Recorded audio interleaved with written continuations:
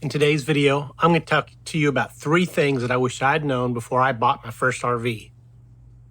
So let's get started with number 1. RVs are built light, not strong.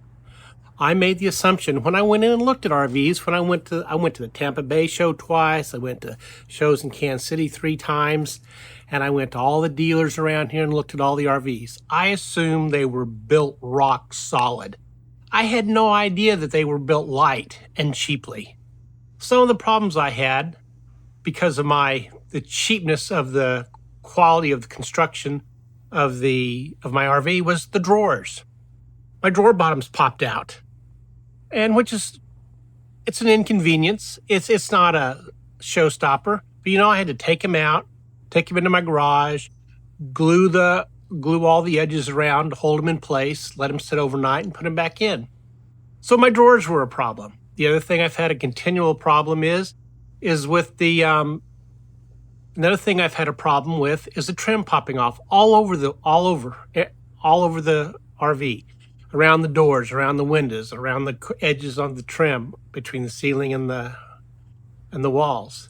It's just they're just built cheaply, and it's frustrating. I know that the RVs are designed to be built as lightweight as possible, and I realize that in order to do that, they have to give up some standard quality, durability construction techniques that they use in a house that they can't afford to use on the RV.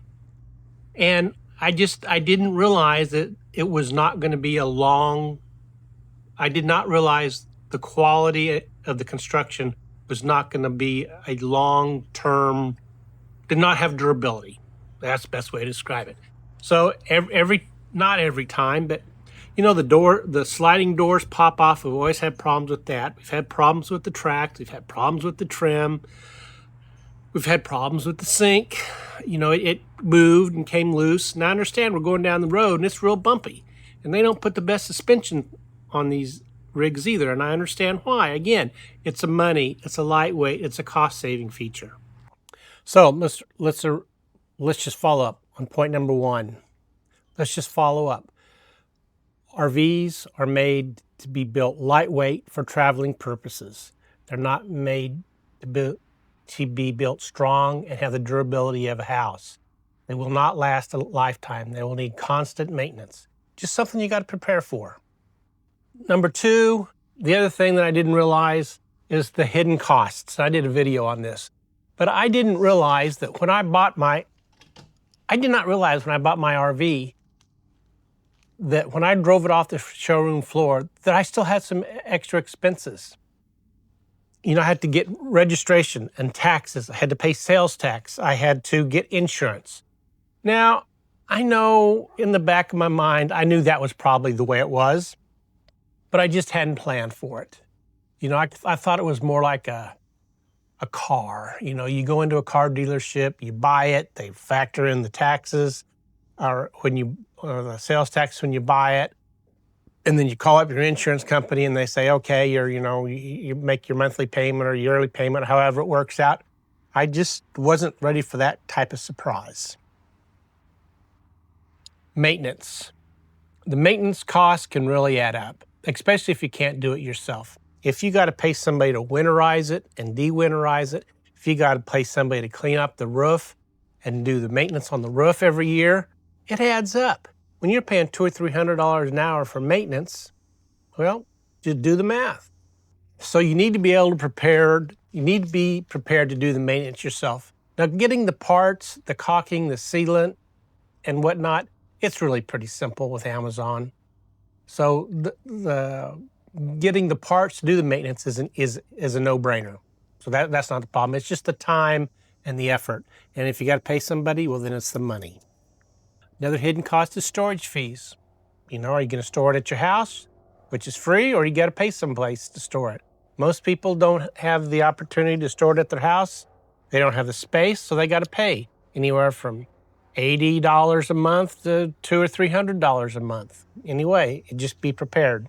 It kind of surprises me how much we really end up spending when we go on a camping trip for more than a weekend.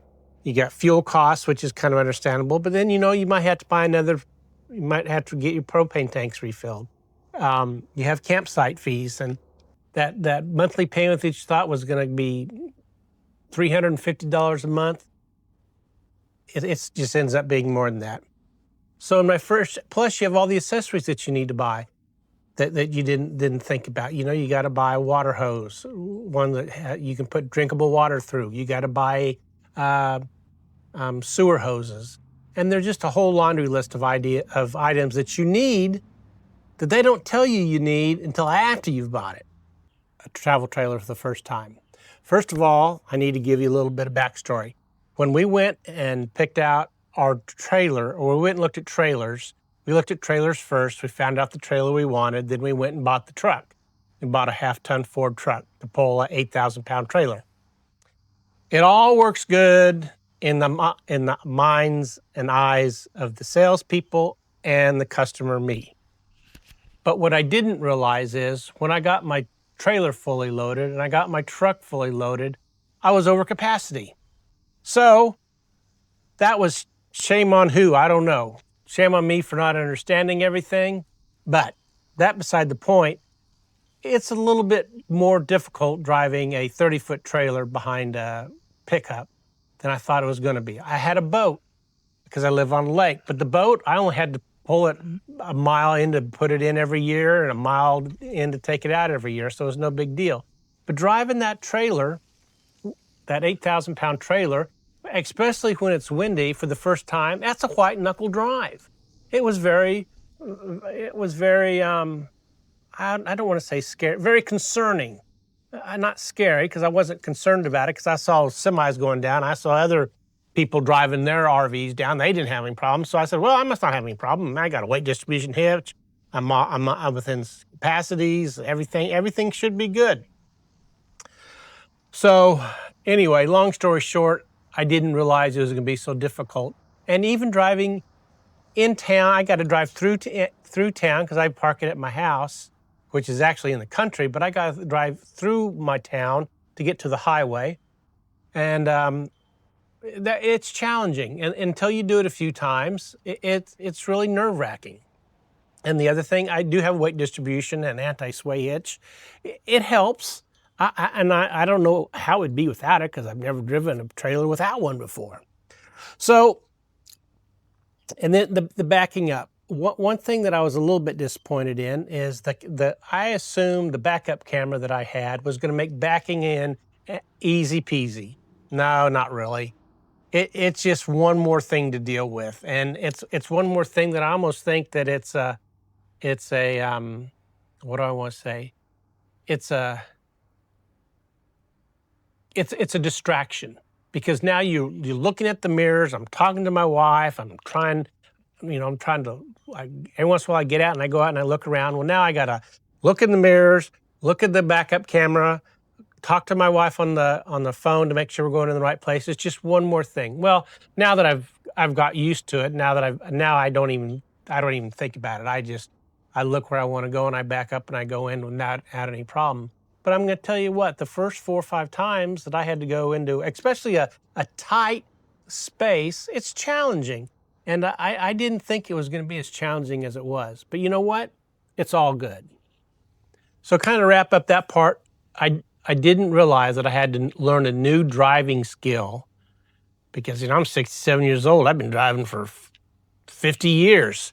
But driving with the trailer is another skill, and backing up a trailer is another skill that I needed to be prepared to learn, and I wasn't when I started. But now I have the confidence, because I've done it enough times, and I have the confidence and experience that I can drive the trailer and back it in where I need to without being a stressful event. Are there some items you wish you'd known before you bought your first RV? Put them down in the comments. Let me know about them. I think we're gonna wrap up this video. I want to thank you for watching. Give me a thumbs up if you liked it. Subscribe if you want to watch more of them. And if you want to know when they come out, ring that bell. So until I meet around the campfire, y'all take care now. Bye-bye.